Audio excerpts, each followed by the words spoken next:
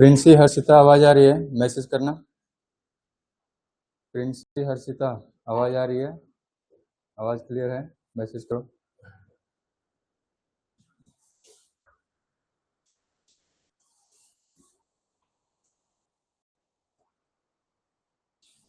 ठीक है, तो कल हम डिस्कस कर रहे थे वॉइड कॉन्ट्रैक्ट। ठीक है, वॉइड कॉन्ट्रैक्ट क्या होता है, उसका मीनिंग, और ऐसे कौन कौन से सिचुएशन है जहाँ पे एक वैलिड कॉन्ट्रैक्ट वॉइड बन जाता है। ठीक है ना, तो उसी से रिलेटेड जो हमारा एक अगला कॉन्सेप्ट है वो हम डिस्कस कर लेते हैं।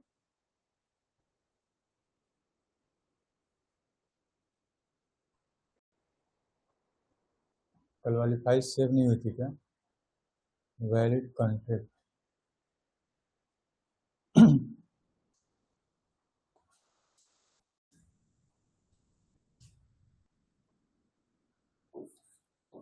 आज हम डिस्कस कर रहे हैं वॉइड एग्रीमेंट।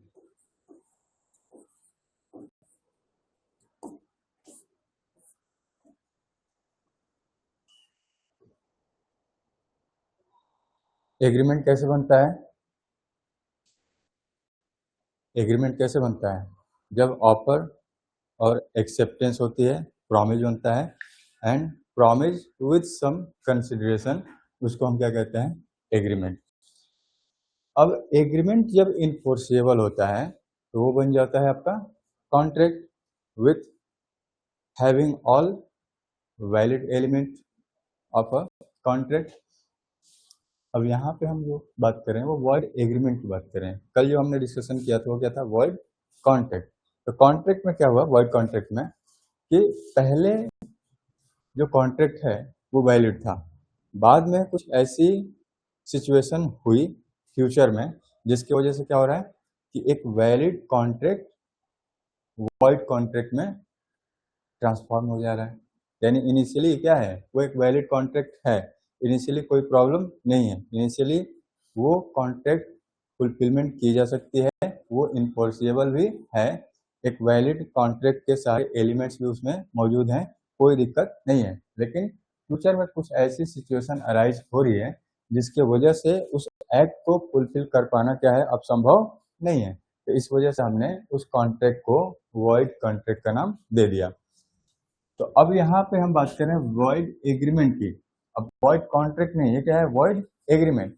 यानी जो एग्रीमेंट है वही आपका वॉइड है, हम कॉन्ट्रैक्ट तक पहुंच ही नहीं रहे हैं, यानी ये एग्रीमेंट क्या है? इनफोर्सेबल नहीं है। तो सिंपली हम अगर वॉइड एग्रीमेंट की बात करें तो हम कैसे इसको डिफाइन कर रहे हैं कि कोई भी एग्रीमेंट जिसको आप इन्फोर्स नहीं कर सकते हैं। ठीक है, agreement which is not enforceable at law क्या कहेंगे? Void agreement. और एग्रीमेंट इनफोर्सेबल एट लॉ क्या हो जाएगा? Agreement enforceable at law contract. ठीक है, वैलिड कॉन्ट्रैक्ट हो जाएगा। तो वॉइड कॉन्ट्रैक्ट को जब हम बात करें तो वॉइड कॉन्ट्रैक्ट शुरू से आपका वॉइड नहीं है। ठीक है, शुरू से फ्रॉम द वेरी बिगिनिंग या फिर इंसेप्शन से वो वॉइड नहीं है, इनिशियली वो वैलिड है, बाद में कुछ चीज़ें ऐसी हो रही हैं जिसकी वजह से उसको हम इनवैलिड कंसीडर कर रहे हैं, तो वॉइड बन रहा है। तो लिख लो, वॉइड एग्रीमेंट में लिखो, वॉइड एग्रीमेंट मतलब एन एग्रीमेंट। ठीक है, इसमें लिख लो section 2G of contract act, section 2G of Indian contract act 1872 क्या कहता है? An agreement not enforceable by law, an agreement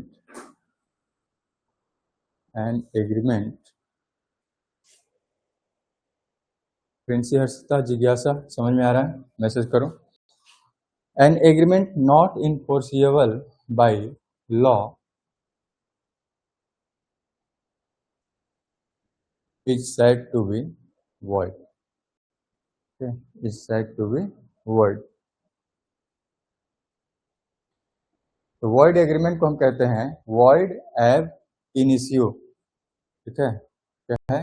void ab initio. void agreement क्या है? void ab initio. void ab initio मतलब है इसका फ्रॉम द वेरी बिगनिंग. ठीक है, फ्रॉम द वेरी बिगनिंग. ये एग्रीमेंट शुरू से ही क्या है? वॉइड है. एग्रीमेंट ही आपका वॉइड है. जैसे अगर हम कुछ एग्जांपल लेते हैं कि अगर माइनर के द्वारा कोई एग्रीमेंट बनाया जाता है किसी भी पर्सन के साथ, तो एग्रीमेंट जो माइनर के साथ बना रहे हैं वो शुरू से क्या है? वॉइड एग्रीमेंट है. क्योंकि उस एग्रीमेंट को जो आपने माइनर के साथ फॉर्म किया है उसकी इनफोर्सिबिलिटी है ही नहीं. अगर माइनर अपने एक्ट को या फिर जो उसने प्रॉमिस किया है उसको फुलफिल ना करें तो उसके ऊपर किसी भी तरीके से आप एक्शन नहीं ले सकते हैं. ठीक है, तो वॉइड एब इनिशियो का मतलब यही होता है कि शुरू से ही आपका कॉन्ट्रैक्ट का फॉर्मेशन हुआ ही नहीं, क्योंकि वो आपका जो एग्रीमेंट है वही आपका क्या है? वॉइड है. ठीक है, एग्रीमेंट तो आपका कॉन्ट्रैक्ट तब बनेगा जब वो इनफोर्सिएबल होगा. और इनफोर्सिएबल मीन्स जब आपके अपने राइट्स ऑब्लिगेशन आप अप्लाई कर सकते हैं या फिर जो आपका प्रॉमिस है अगर फुलफिलमेंट नहीं होता है तो आप एक्शन ले सकते हैं. लेकिन जब एग्रीमेंट ही स्टार्टिंग लेवल पे ही क्या हो गया? वॉइड हो गया, तो उसके अगेंस्ट में कोई कार्रवाई या फिर एक्शन नहीं लिया जा सकता है. तो कोई भी लीगल राइट या फिर ऑब्लिगेशन नहीं मिलते हैं इसमें वॉइड एग्रीमेंट में. और नहीं मिलने का रीजन क्या है? कि कॉन्ट्रैक्ट का फॉर्मेशन हुआ ही नहीं. कॉन्ट्रैक्ट का फॉर्मेशन होता, इन्फोर्सिएबल एक्ट लॉ होता, तब जाके आपको लीगल राइट्स या फिर ऑब्लिगेशन मिलते. तो यहाँ पे ऐसा कुछ आपको नहीं मिलने वाला है, क्योंकि लीगल राइट्स ऑब्लिगेशन क्रिएट हो ही नहीं रहा है जब एग्रीमेंट का फॉर्मेशन हो रहा है, क्योंकि एग्रीमेंट आपका वॉइड एब इनिशियो है, शुरू से ही ये इनवैलिड है. ठीक है, तो यहाँ पे चाहे एग्रीमेंट आप माइनर के साथ बनाओ, ठीक है, चाहे एग्रीमेंट विदाउट कंसिडरेशन हो, ठीक है, अगर कंसिडरेशन के बिना भी आपका एग्रीमेंट बनता है, या फिर एग्रीमेंट आप under some mistake of material fact हो, ठीक है, मिस्टेक ऑफ मटेरियल फैक्ट, या फिर agreement to do impossible act. ठीक है, कि तुम मुझे 1 करोड़ रुपये दो, मैं चांद तारे तोड़ के लाऊंगा. अब ये इम्पॉसिबल एक्ट हो गया. अगर 1 करोड़ कोई दे भी देता है तो ये नहीं कहेगा कि चलो ठीक है मैंने 1 करोड़ रुपया तुमको दिया है, ले आओ मेरा चांद तारा तोड़ के, कहाँ पे है?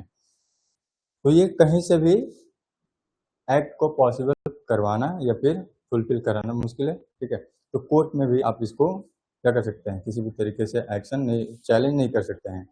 क्यों नहीं चैलेंज कर सकते हैं? क्योंकि ये एग्रीमेंट ही आपका क्या है? वॉइड है.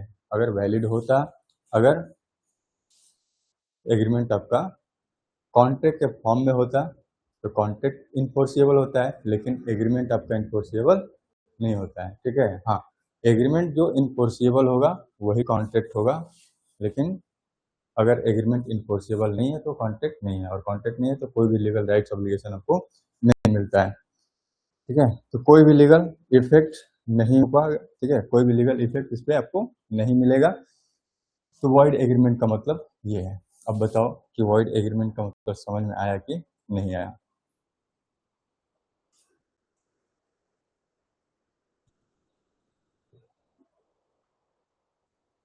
चलो ठीक है, आगे बढ़ते हैं.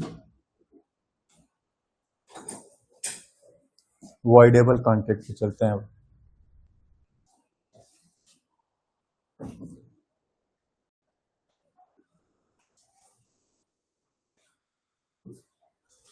Based on validity, valid contract हो गया. वॉइड कॉन्ट्रैक्ट कल हमने डिस्कस किया था, आज हमने वॉइड एग्रीमेंट भी डिस्कस कर लिया. अब वॉइडेबल कॉन्ट्रैक्ट पे चलते हैं. वॉइडेबल कॉन्ट्रैक्ट क्या होता है?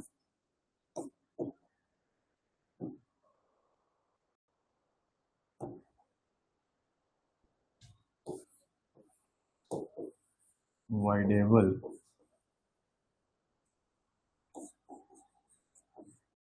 कॉन्ट्रैक्ट।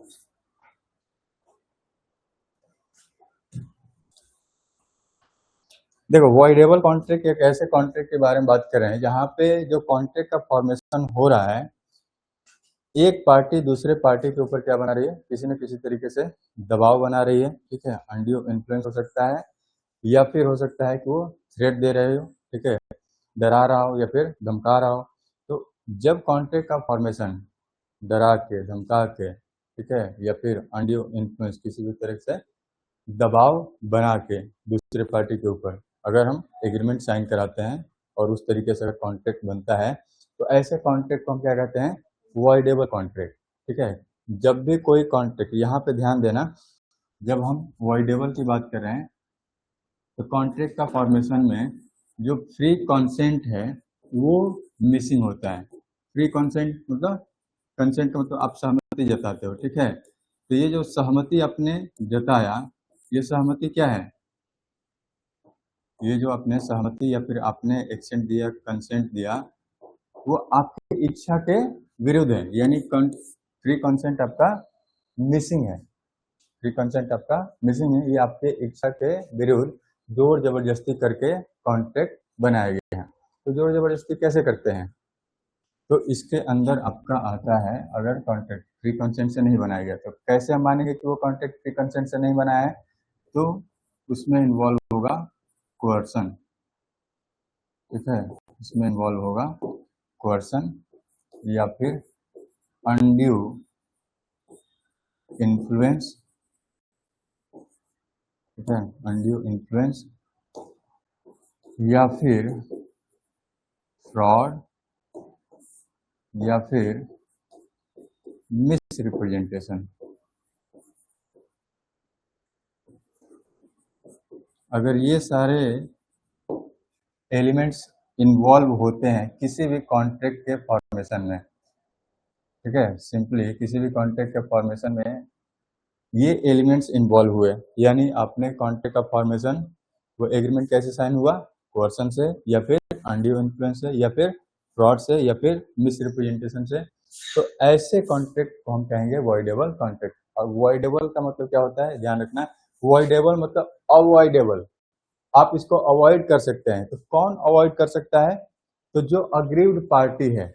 अब यहाँ पे कहोगे अग्रीव्ड पार्टी, अग्रीव्ड का मतलब होता है पीड़ित, ठीक है, यहाँ पे अग्रीव्ड का मतलब होता है पीड़ित।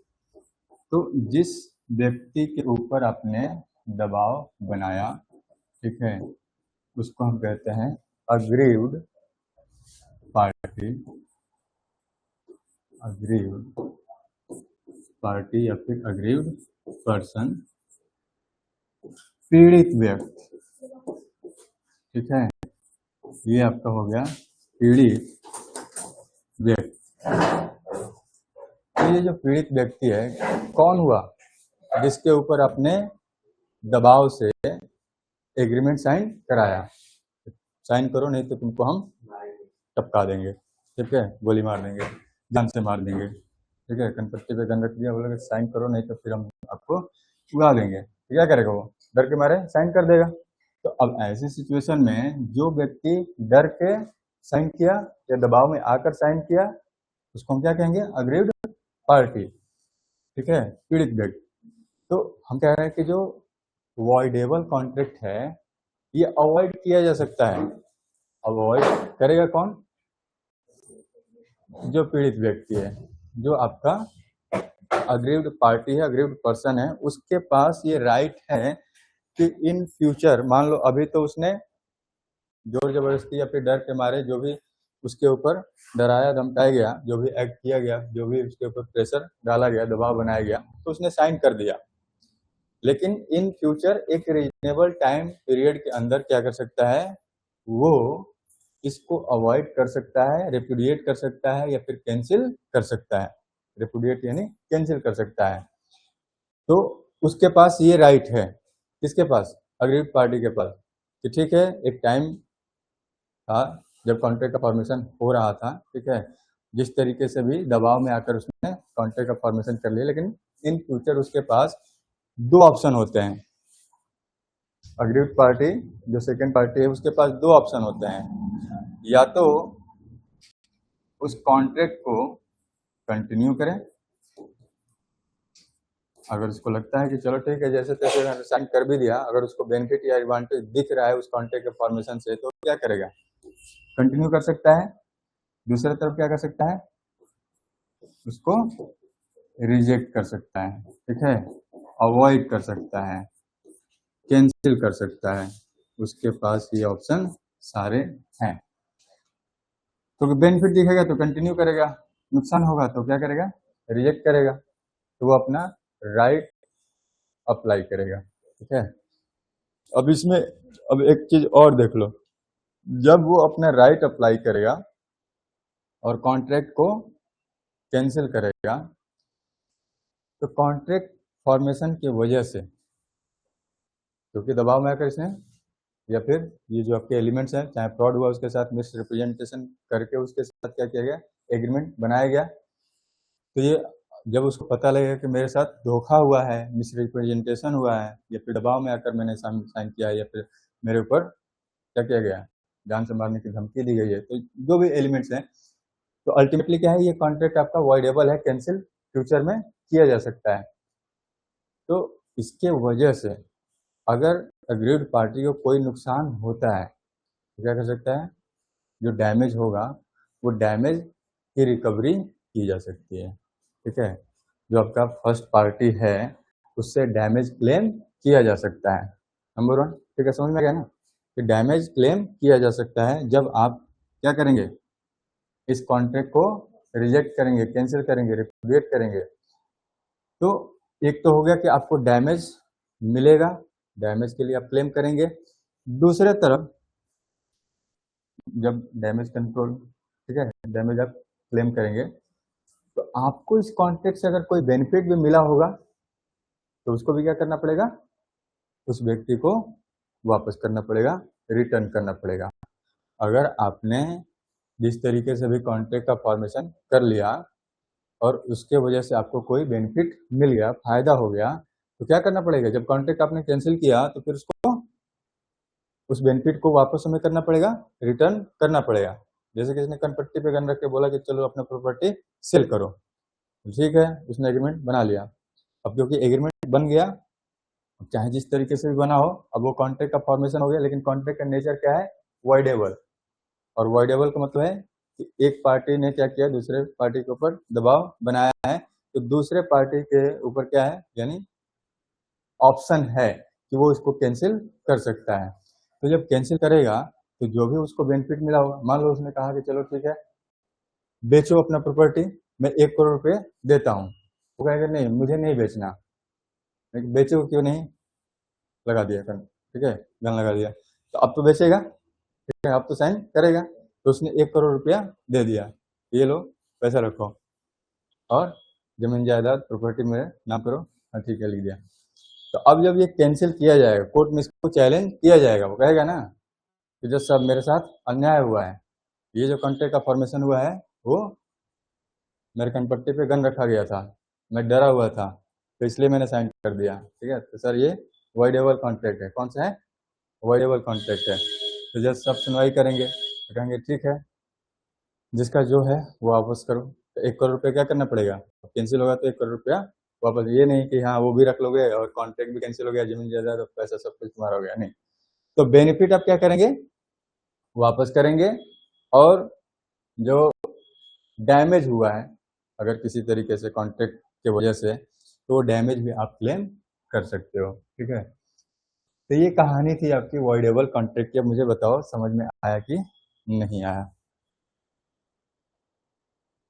प्रिंसी, हर्षिता, जिज्ञासा, नेहा, फटाफट बताओ समझ में आया कि नहीं आया? चलो मीनिंग लिख लो। अकॉर्डिंग टू सेक्शन 2I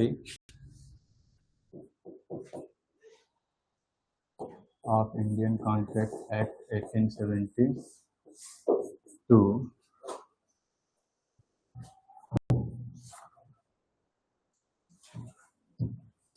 लिखो, an agreement which is enforceable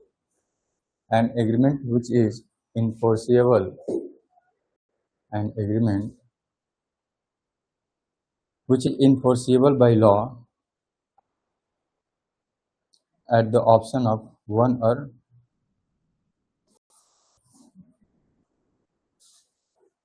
an agreement which is enforceable by law at the option of one or more of the parties, one or more of the parties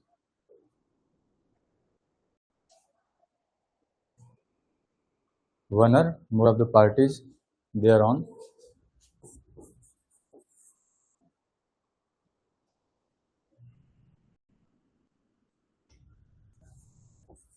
parties thereon, comma, but not at the option of but not at the option of but not at the option of the other but not at the option of the other or others other or others but not at the option of other or others is a voidable contract is a voidable contract.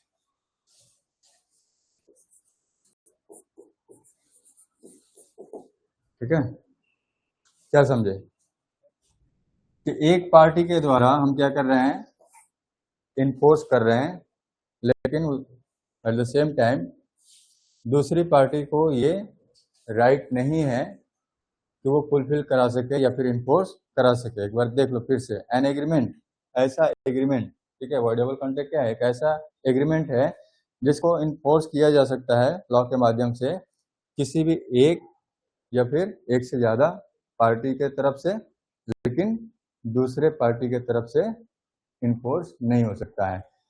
तो जो enforce कर सकता है basically क्या है, जहां पे agreement बन रहा है तो दो पार्टी इसमें इन्वॉल्व हुआ, एक ने जो जोर जबरदस्ती किया और एक जो डर के मारे उसने क्या किया, साइन किया। इसलिए हम कह रहे हैं कि एक पार्टी के द्वारा इसको इन्फोर्स कराया जा सकता है, लेकिन दूसरी पार्टी की तरफ से इन्फोर्स नहीं कराया जा सकता है। ठीक है, तो अब ऐसे केस में सबसे पहले हमने क्या कहा कि वॉइडेबल कॉन्ट्रैक्ट का फॉर्मेशन तब होता है जब कोई कॉन्ट्रैक्ट फ्री कॉन्सेंट से नहीं बनाया जाता है। फ्री कॉन्सेंट से नहीं बनाए जाने का मतलब क्या है कि वो अपनी इच्छा से एग्रीमेंट नहीं बना रहा है, बल्कि वो एग्रीमेंट बनाने के पीछे रीजन क्या है, कोर्सन, अनड्यू इन्फ्लुएंस, फ्रॉड और मिसरिप्रेजेंटेशन। वो कहीं ना कहीं इन चीजों के इन्वॉल्वमेंट की वजह से वो कॉन्ट्रैक्ट का फॉर्मेशन हो रहा है। वो अपनी विल से, अपनी इच्छा से सहमति नहीं दे रहा है। उसकी सहमति कैसे ली गई है, तो फ्रॉड करके, मिसरिप्रेजेंटेशन करके, दबाव डाल के या फिर थ्रेट डाल के, धमकी दे के। ठीक है, तो ये अनड्यू इन्फ्लुएंस या फिर पर्सन होता है। ये अभी सारे एलिमेंट्स को आगे चल के हम डिटेल में डिस्कस करने वाले हैं कि एक एक एलिमेंट का एग्जैक्टली मीनिंग क्या है। ठीक है, तो वॉइडेबल कॉन्ट्रैक्ट का फॉर्मेशन अगर इस तरीके से किया जाए, मतलब अगर कोई कॉन्ट्रैक्ट का फॉर्मेशन इस तरीके से किया जाए तो उसको हम वॉइडेबल कॉन्ट्रैक्ट का नाम देंगे। ठीक है, तो कंसेंट उसका फ्री नहीं होगा तो हम उसको कंसिडर करेंगे। तो जिस व्यक्ति का जो कंसेंट फ्री नहीं है, यानी जिस व्यक्ति का कंसेंट जो लिया गया है उसके इच्छा के विरुद्ध लिया गया है, तो उस व्यक्ति को क्या नाम दे देंगे, अग्रीव्ड पार्टी या फिर पीड़ित व्यक्ति। ठीक है, the person which consent was not free या फिर not given freely is known as aggrieved party. ठीक है, और उसके पास इस कॉन्ट्रैक्ट को कैंसिल करने का ऑप्शन है, और एट द सेम टाइम अगर वो चाहे बेनिफिट मिल रहा है, एडवांटेज मिल रहा है तो कंटिन्यू भी कर सकता है। तो अब यहाँ पे ध्यान दो, वॉइडेबल कॉन्ट्रैक्ट इज, लिख लो इस लाइन को, अवॉइडेबल कॉन्ट्रैक्ट इज, हाँ उसके आगे लिख लो, एक लाइन छोड़ के लिख लेना। ठीक है, कि avoidable contract is good and valid, avoidable contract is good and valid until it is avoided। क्या मतलब समझे, until it is avoided। मैंने कहा ना कि इसको अवॉइड किया जा सकता है। तो वॉइडेबल कॉन्ट्रैक्ट है ये गुड एंड वैलिड है कब तक, जब तक आप इसको अवॉइड नहीं कर रहे हैं, ठीक है। अगर जब तक आप इसको अवॉइड नहीं करेंगे तब तक ये क्या है, वैलिड है। तो voidable contract is good and valid until it is avoided, यानी जब तक आप इसको अवॉइड नहीं करेंगे तब तक उस पीरियड तक क्या है, ये वैलिड है, कोई दिक्कत इसमें नहीं है। लेकिन जैसे ही आप इसको रिजेक्ट करते हैं, अवॉइड करते हैं, तो ये क्या बन जाएगा, वॉइडेबल कॉन्ट्रैक्ट। यानी इनिशियली क्या है, वैलिड कॉन्ट्रैक्ट के रूप में ही ये भी है, लेकिन उस फॉर्म में भी हम क्या कह रहे हैं कि एक पार्टी के पास इसको इन्फोर्स कराने का ऑप्शन है लेकिन दूसरी पार्टी के पास नहीं है, ठीक है। तो अग्री पार्टी अगर चाहे तो कंटिन्यू कर सकती है, ठीक है, और कॉन्ट्रैक्ट आपका वैलिड और इन्फोर्सिबल हो जाएगा। The contract continue to be valid and enforceable कब, जब अग्री पार्टी उसको क्या करती है, अफर्म करती है, कंटिन्यू करती है। चलो अब इसके बाद एग्जाम्पल हमने ले ही लिया था कि किस तरीके से आपका एग्जाम्पल में हमने बताया कि अगर दबाव बना के अगर कोई एग्रीमेंट साइन करा लिया जाता है तो ऐसे सिचुएशन में उसको हम क्या कंसीडर करेंगे, वॉइडेबल कॉन्ट्रैक्ट। फिर हमने कहा कि अवॉइड किया जा सकता है, तो अवॉइड करने के केस में जो भी बेनिफिट्स होंगे उसको रिटर्न करना पड़ेगा, और जो डैमेज है डैमेज भी आप क्लेम कर सकते हैं। अब ध्यान देना कि अग्रीव्ड पार्टी यानी जो पीड़ित व्यक्ति है, इसको एक रीजनेबल टाइम पीरियड के अंदर अपना जो राइट्स है उसको यूज करना पड़ता है या फिर अप्लाई करना पड़ता है। एक रीजनेबल टाइम, ये केस टू केस वेरी करता है कि रीजनेबल टाइम क्या है। तो विद इन रीजनेबल टाइम आपको एक्ट करना पड़ता है, कंटिन्यू करना है कि अवॉइड करना है। अगर आपने with in reasonable time period अपना जो राइट है यूज नहीं किया तो उस कॉन्ट्रैक्ट को वैलिड माना जाएगा। वॉइडेबल तब तक है जब तक आपने इसको अवॉइड नहीं किया, ठीक है, तो किया। वॉइडेबल कब तक है,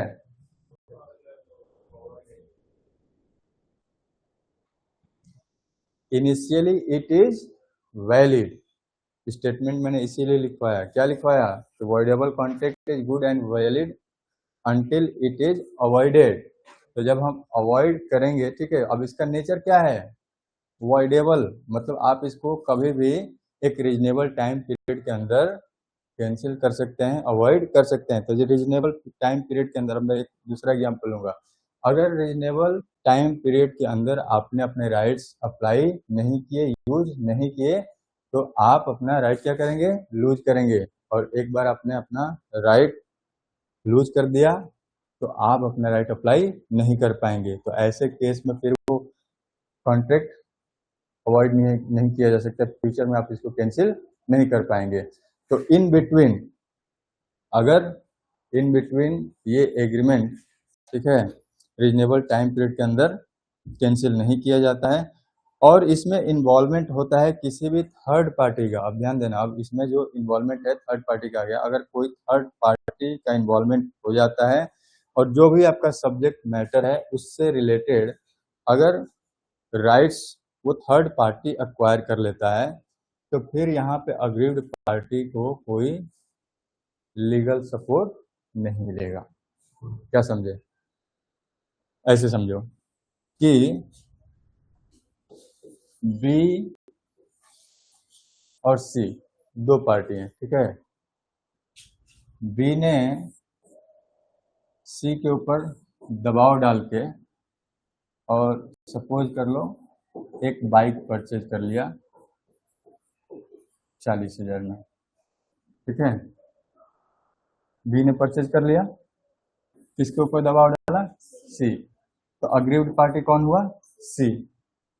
समझ में आ रहा ना, अग्रीव्ड पार्टी पे व्यक्ति कौन है, सी। तो सी क्या कर सकता है, एक रीजनेबल टाइम के अंदर इस कॉन्ट्रैक्ट को कैंसिल कर सकता है। बी ने खरीद के क्या किया, डी को बेच दिया, ठीक है। अब ये बाइक किसके पास चली गई, अब एक रीजनेबल टाइम पीरियड दिया जाएगा कि सी अपना जो राइट्स है वो क्लेम करे, चैलेंज करे, कैंसिल करे कॉन्ट्रैक्ट को। लेकिन उस टाइम पीरियड के अंदर रीजनेबल टाइम दिया गया उसके अंदर वो कैंसिल नहीं किया, और इसी बीच में क्या हुआ कि बी ने इस बाइक को सेल कर दिया डी को। तो डी को तो पता ही नहीं कि क्या हुआ कैसे हुआ, वो तो गुड फैथ में लिया है, पूरे विश्वास के साथ लिया है कि ये इसी का बाइक है। तो अब जो राइट्स है वो डी के पास आ गया, ठीक है। तो अब इस केस में सी के हाथ से ये जो कॉन्ट्रैक्ट है क्या है वो चला जाएगा, ठीक है। तो इसको हम कह रहे हैं कि in case the aggrieved party does not exercise his option to avoid contract within reasonable time, ठीक है, विद इन रीजनेबल टाइम में अगर वो अवॉइड नहीं करता है तो ऐसे केस में,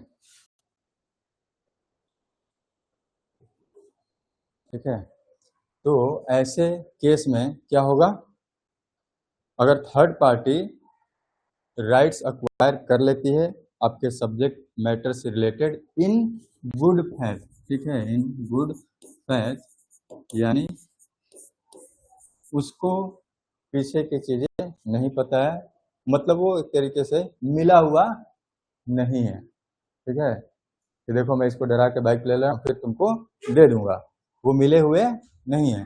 तो गुड फैथ के साथ बी ने क्या किया, बी से ये बाइक ले लिया, तो अब सी के पास कोई ऑप्शन नहीं मिलेगा, ठीक है।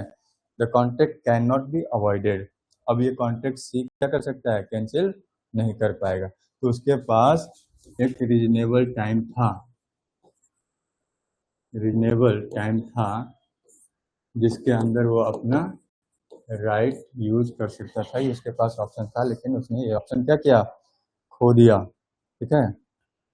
मान लो अब यहाँ पे बी ने चाहे फ्रॉड किया हो सी के साथ, या फिर मिसरिप्रेजेंटेशन किया हो, या फिर डराया हो धमकाया हो, जो भी चीजें रही हो, कुल मिला के ये वॉइडेबल कॉन्ट्रैक्ट था, और ये विद इन रीजनेबल टाइम अगर कैंसिल नहीं हुआ और ये डी के पास चला गया तो सी अब इस कॉन्ट्रैक्ट को कैंसिल नहीं कर सकता है, ठीक है। चलो पूरी कहानी यहाँ पे कंप्लीट हो गई, इसका आगे कल डिस्कस करेंगे।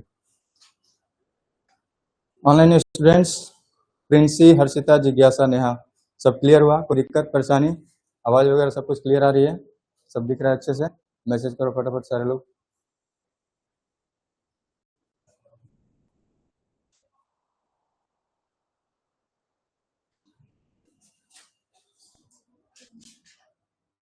ठीक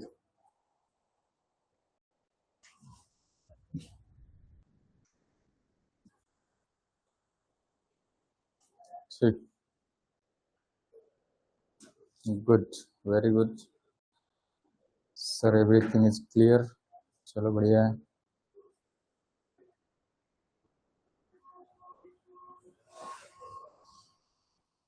चलो ठीक है, बढ़िया है। देखो ऑफलाइन क्लास से बेहतर कुछ भी नहीं है, बट स्टिल अगर ऑफलाइन क्लास के लिए नहीं आ पा रहे हो तो कभी भी किसी को भी अगर रिकमेंड करना है, जो ऐसा स्टूडेंट है जो ऑफलाइन के लिए नहीं आ पा रहे हैं, मान लो दूर दराज के क्षेत्र से है, तो उसको लाइव क्लास के लिए आप रिकमेंड कर सकते हैं। लाइव क्लास इसलिए क्योंकि इससे आप डिसिप्लिन तरीके से बैठ के पढ़ाई कर सकते हो, हालांकि इसमें भी रिकॉर्डिंग आपको मिलती है, लेकिन कम से कम ये ऑप्शन रहेगा ना कि जब क्लास चल रहा है तो उस टाइम पे बैठ के हम अटेंटिवली क्या कर सकते हैं, सारा सुन सकते हैं। तो एक रेगुलरिटी, कंसिस्टेंसी और आपका डिसिप्लिन इसमें बना रहता है।